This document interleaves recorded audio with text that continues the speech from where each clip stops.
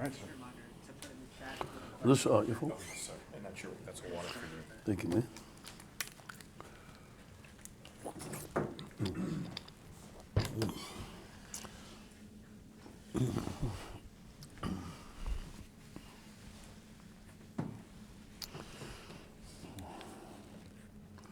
Ready? Yes, sir.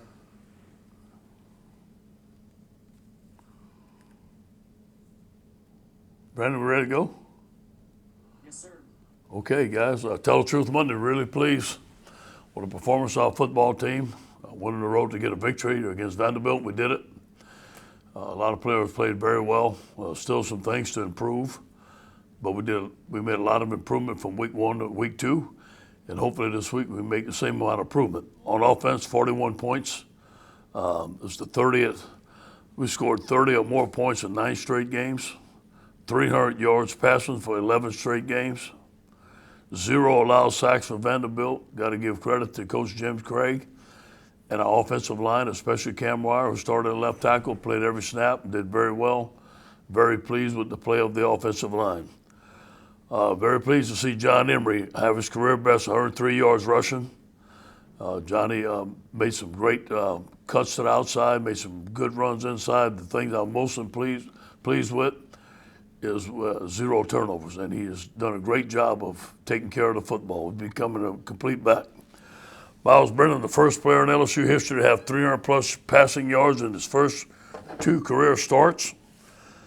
His passing yards 682, completions 50, and TD passes 7 are the most of any LSU quarterback in the first 2 career starts in school history. A pretty good start for Miles. Terrence Marshall had another big game. Jontre Kirkland, 2 touchdowns. I was so excited to see Jontre have those 2 touchdown catches. He has done a tremendous job for us at LSU Tiger, right there from Lutcher High School. 11 players caught passes versus Vanderbilt, spreading the ball around. We plus 3 in the turnover margin. We have 6 takeaways in 2 games. Of 6 takeaways this year, 4 have led to points. So a tremendous job by our whole team there. On defense, very impressed with the performance of our defense, especially the yards after catch. We're only 60 yards compared to 383 the week before. Tremendous improvement on assignments, tremendous improvement on getting to the football. We had 3 sacks, 2 interceptions, 7 first downs, 63 total yards in the second half. Tremendous job of making some adjustments and coming back and playing 60 minutes of football. 2 stops in the red zone. Obviously, having Derek Stingley made a difference for us in the backfield. Flott had 4 tackles, 2 tackles for a loss. You know, that second play of the game when he came up and made that tackle off of the bubble screen, I knew we were ready to play just by the way we flew to the football and we tackled. Elias Ricks and Todd Harrison, 2 interceptions. Special teams, all 3 of Zach's punts were down inside the 20, 2 of 2 of field goals, 53 in the 31-yarder. 25 yards on 4 punt returns, including a 48-yarder by Stingley. So, pretty good job by football team. There's some things to improve. Too many drops. Still, we got to improve on our effort. We cut our loaf down by half for sure, but we still have to improve on that and making in-flight, in-game adjustments. I thought our coaching staff did a tremendous job. We still need to continue to improve in that area. On to Missouri. Missouri on offense is very, very complicated. Coach has a lot of shifts and motions. We'll run the triple option. First time I've seen a pitch in a while off of a dive, a quarterback and a pitch with a lot of different formations. So we have to play assignment football, boot and waggle team. Run a lot of nakeds, offensive line, a good zone blocking team will cut you, and also run some gap plays. On defense, they're 3-4 defense. We'll run some bear, and they'll blitz you. They'll bring pressure. They'll play man coverage and play zone. Well-coached football team in Missouri. We're looking forward to this week of challenges of us getting better as a football team every day. Any questions? Coach Shea Dixon with 24/7. Obviously, you talk about week 1 to week 2 jumps. We saw that from Miles. Stats aside, the first week, just getting comfortable. what made him, in your mind, much more comfortable when it came to the game plan and maybe how it played out with him in week 2? Well, we simplified it, obviously simplified it, and he worked all week on stepping up in the pocket, not scrambling to his right like he usually wants to. Once he feels pressure, sliding up in the pocket. I made him a little cut up myself with Drew Brees, and I don't know if that worked or not, but I know he studied it. But I think we worked very hard on him staying in the pocket, stepping up, and making the right throw, and then let it rip. When he sees it open, let it go. That touchdown he made to Terrence, that free safety was sitting right there. That ball was right on the money. Hey, Matt Moscone, ESPN Baton Rouge. You mentioned Cam Wire. Looked like he had a good day. Could you maybe just go through some of what you saw going back on film, sort of assessing his day in a little more detail? Yeah, I thought that he was very good in his protection. Could finish his run blocks a little bit better. But we were really worried about their defensive line. They had an excellent pass rush.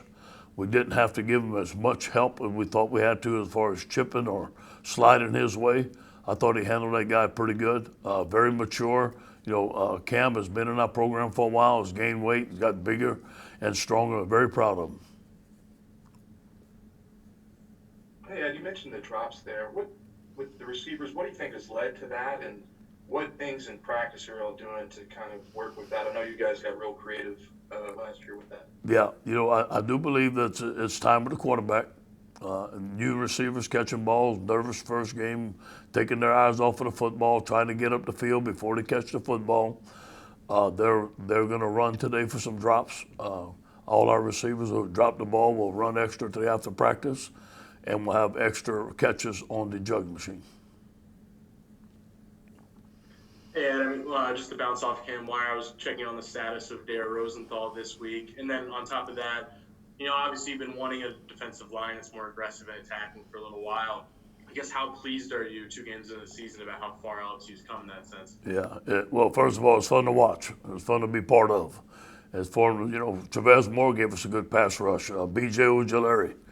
Ali continues to make plays. I thought Jacqueline Roy went in there and made some big-time plays and some great pass rushes. So it's good to see those guys putting athletes in space and let them go make some plays. I really like that. I think Darren's going to play this week. I think that he was questionable going up to game time, but he couldn't do it. Hopefully that he can start practicing this week. I'm not sure that he can yet.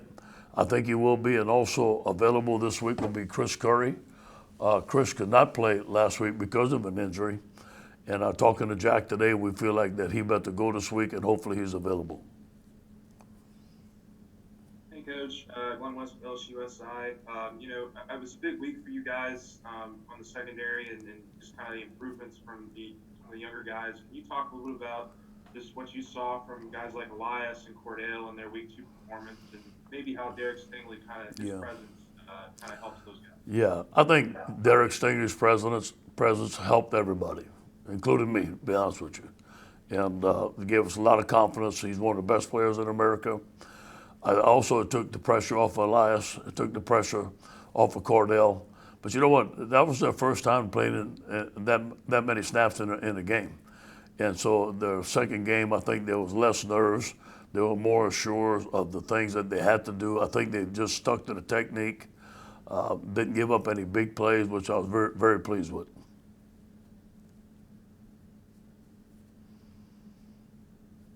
Hey, Coach Jared Joseph, Fox 44. Do you think John Emery's performance can give him a little bit of an edge, maybe getting some more reps or that lead back role, even with Chris Curry coming back Saturday? We have to see. We have to see this week how healthy Chris is, but hopefully those guys can share the reps back there along with Tyron. I still believe Tyron Davis is an excellent back. I feel good about all 3 backs right now, and all 3 are equal in my mind.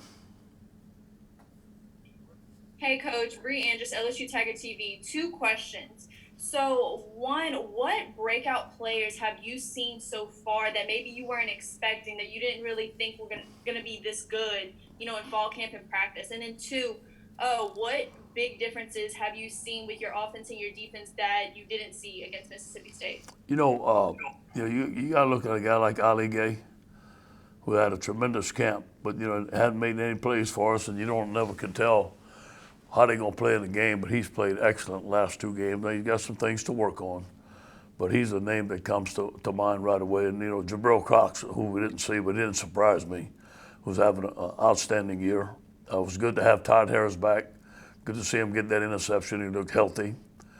And what was your second question? Second question was, what's the big differences that you saw on your offense and your defense in Vanderbilt that you maybe didn't see in Mississippi State? We played more zone. We didn't give up as many big plays. We didn't have as many busts as we did in the first game. We didn't have as many missed assignments or got beat, just one-on-one. We rarely got beat one-on-one. Now that had something to do with Mississippi State and their scheme. I understand that, but it looked like we were more settled down. We gave the quarterback a lot more time in the pocket. We had no sacks compared to 7 sacks. So that was the biggest improvement. Hey, Coach. Matt Trent with WBRZ. Jacoby said after the game Saturday that he held a lot of the guys on offense and defense on punishment. Can you elaborate, give some more details on that? And is he becoming, we already knew he was already emerging as one of the team leaders, but is he becoming that team disciplinarian that is starting to hold guys accountable just on offense and defense? Yeah, I think he has some great leadership qualities. I don't know anything about a team punishment. I really don't know what you're talking about there, Matt. They might want to inform me about that, but as far as him being a leader, yeah, I think he's been a great leader.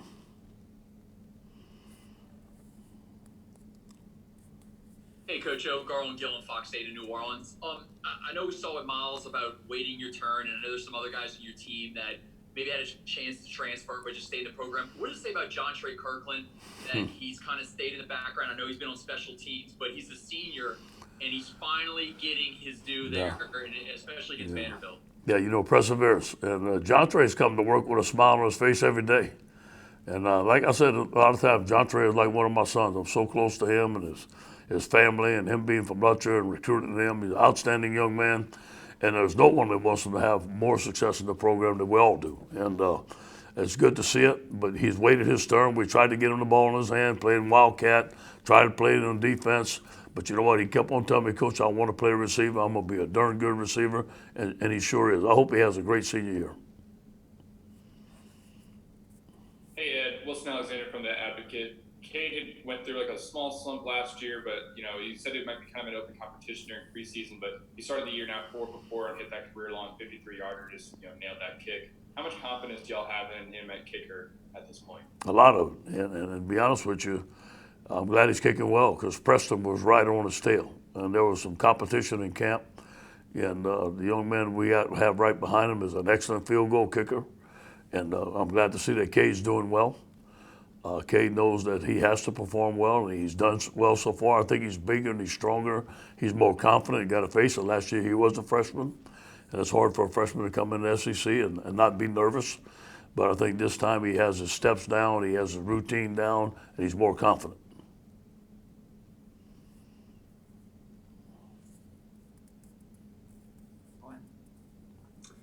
Coach, when did you realize Curry was not available for the game, and was that the John Emery you recruited and have seen it? Yeah, we were hoping all the way till up to game time that maybe Chris could go. Now, although he didn't practice, we thought that maybe he better come around and Saturday maybe give us some snaps but Jack said he couldn't play, so I listened to Jack. He couldn't play. Yeah, that's the John Emery recruited. It took a little while for him to come, but it's just like any other freshman. Everybody grows at their own pace. John's a tremendous young man. He's a confident young man right now, hard working. Like I said, Saturday night, he's gotten bigger and stronger in the weight room. I think Kevin Falk has done a tremendous job with his development. He knows his plays. He hangs on to the football, and he's very, very eager. Hey, Coach, this is Josh Sibley with Louisiana Gridiron Football. How much of an advantage is moving Andre Anthony back down to defensive end with that pass rush and having his hand back in the dirt? Yeah, he was kind of like a tweener in the 3-4. He wasn't a 4 technique, but he wasn't that outside linebacker type. And the 4-3, he's perfect. I think he's a good end. He's very smart. He does a lot of things for us. Plays very hard, makes plays. Still has some assignment stuff to do to get better. And also in our cheater package, we can put him at the 3 technique and put more speed on the field.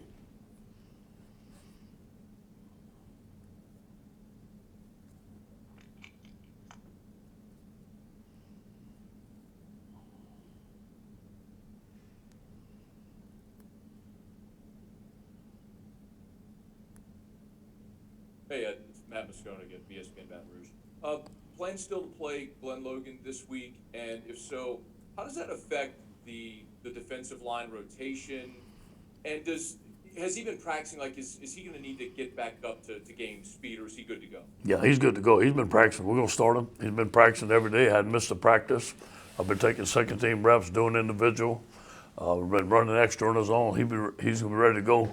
I'll tell you, it's going to get a little tight there. There's going to be some competition because, Joe Evans is playing well. Neil Farrell's playing well.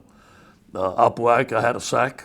And then Jacqueline Roy's coming along. Jacqueline's probably the most athletic with the biggest upside of any of them. And he's only a freshman. I'm excited to see Jacqueline Roy playing the way he's playing. I think he's going to be an excellent defensive tackle for us.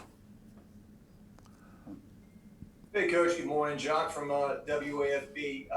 Coach, when you dominate a game, you win 41-7. Is it easier to go back and clean up? Okay, big kick return at the end of the first half. Second half, running back wide open, could have been a touchdown if you caught it. Those kind of things that could hurt you down the road. Yeah, it grabs everybody's attention, especially the head coaches. And those are some things that, we got to look at personnel. I looked at it with Coach Mack this morning. What's happened is we got so used to everybody just not taking the ball back. And I think we got a little laxed. And we need to stay in our lanes. We had 4 guys bunched up right away. Some of us personnel, some of us scheme, some of us technique. We got to get it cleaned up. And we got to expect every kick to come on out. Those backs coming out of the backfield free, we talked about it on defense last night. I even said it on the headset. We've got to clean that stuff up. Now, it was a lot better from the first game. Again, it's a new defense. Some guys that are blitzing have a peel rule when the back comes. They got to take it. It was a short split when we missed it. It should have been a switch call. We didn't get that switch call. We're going to work on those things in practice this week. Hey, Coach, just curious, you talked about some of the adjustments that everybody's kind of making, playing with more confidence. Do you feel like your team is kind of getting back on schedule? Obviously, you lost the non-conference games, but do you feel about right for where you would be in a season in week 3 now? Yeah, winning makes you feel good, or makes you confident, but you always got to look at your competition. And we all know that the competition is going to be a lot stiffer coming down the road very fast. And so I'm always looking at competing at the highest level in the SEC and where we at in order to compete at the highest level. We still got a ways to go. But we made a tremendous improvement over from week 1 to week 2. Now we got to continue to make the improvement, and we cannot make the mistakes that we make and play the elite teams in the SEC and expect to win. Back to Joseph Evans, he's a guy who obviously went from defense to offense and just back to defense. One, what has that been like for him? And 2, what have you seen in him along the way to keep trusting him, I guess? Yeah, he would probably be starting at guard this week. If Ed Ingram may be questionable this week, he'd probably be starting at guard. So he's one of those guys that can play both ways. He comes out of his hips. He's very fluid. He's very smart. I haven't seen Joe have a bad day. Joe comes to work every day with a smile on his face. If you tell him to run 10 gassers, he's going to say, yes, sir, and run 10 gassers. He does a lot of things well, plays hard, and still's got a ways to go. He's had a cast on that hand. He's been playing with one hand and playing the position very well. So I can't wait till his hand is completely healed so he can start using his hands. Ed, it's Brett Martell with AP. To what extent would you say the SEC has evolved toward a passing league where defensive coaches maybe are spending more time worried about receivers, tight ends, and quarterbacks? Yeah, well, than they used to be? Yeah, well, it has because of the spread, obviously, and it seems like everybody's in the spread now. Everybody has great athletes. Everybody's throwing the ball deep. I watch the SEC on tape. I watch them on TV. There's some great players. There's some great coaches. There's some great schemes. But you know what? You can never lose the sight in the SEC that in order to win the SEC, you have to be physical up front. And the great teams are always going to be able to run the football. The great teams are always going to be able to stop the run. Hey, Ed in New Orleans. A couple of questions, please, sir. Do you think, doubling back to what you said about Miles, that him being able to navigate around the pocket is a giant key for him moving forward? And two, after watching the way Arkansas defends Mississippi State, do you wish, in hindsight, that you had gone back and played more three-man line and dropped 8? Yeah, first of all, yes, Miles maneuvering in the pocket with pocket presence, being patient and stepping up is something that we worked very hard last week on him doing it, allowing the routes to become open, and then when they become open, and let it rip, throw it, and make a decision and let's go. And he did that. I thought he did that very well this week. Now, it wasn't like he was under a whole lot of duress, okay? And but on the double pass, he got hit pretty good. He got hit pretty good, and that was a pretty darn good pass that he threw. So a lot of improvement there. Still some improvement to go, and it's got to start with the offensive line also. Obviously, that when we go back and we watch the film, there's some things that we could have did different. Number one, played the scheme better, with better technique and better alignments. Made adjustments within the scheme. Although it's man, there's sometimes you can switch stuff off because of splits and not switch stuff off and communicate better. We didn't do that. And there's also some times where we could have played more zone. But I will say this, Ed, on that 3rd down and 20, we dropped 8 and we rushed 3. And they completed on that play. So, hindsight's 20/20. This is the first time that we had seen that offense live, as far as myself personally, and I know we're going to be better at it next year. We'll wrap up with Amos and then Gilbert. Hey, Coach. I was just curious about the receiver rotation. Do you foresee it being this deep all season, or do you foresee it kind of whittling down some of the guys? Yeah, we're going to try to play as many guys as we can. I'm pleased with the play of Eric Gilbert. And hopefully we can play him some at tight end, some at receiver as he learns the position. I want these young guys, I thought Keyshawn Butte made some good plays. I thought he came along as the game went on, made some good plays, broke some tackles. Coy Moore has had an excellent camp for us. He missed that little crossing route, but we got to give him patience, give him time. So as Trey Palmer. Trey's got a lot of speed. So I think as the season goes on, we got to give those guys some confidence and let them make plays. Coach, what was the difference between, during this COVID, between a home game at LSU and then a road game? Were there some things similar, or what did you think from the sideline? Well, the home game at LSU, we're so dependent on the Tiger Walk and the energy that it was difficult to match. Obviously, it's always going to be difficult to match. And there's no place like Tiger Stadium. Going away, when we walked into the stadium at Vanderbilt, they were playing loud, very loud crowd noise. And I got a little worried because we didn't practice crowd noise all week, which we usually do, go and play an away game. But they can only play, I think it's 75 decibels loud when we're out there, which is not very loud. So it didn't affect us at all. It was kind of eerie going to the stadium with no fans and stuff like that. But I think we learned our lesson from the first game that we have to create our own energy. It's like this for both teams. I think the biggest thing is that you lose home field advantage. Thank you, Coach. All right, guys.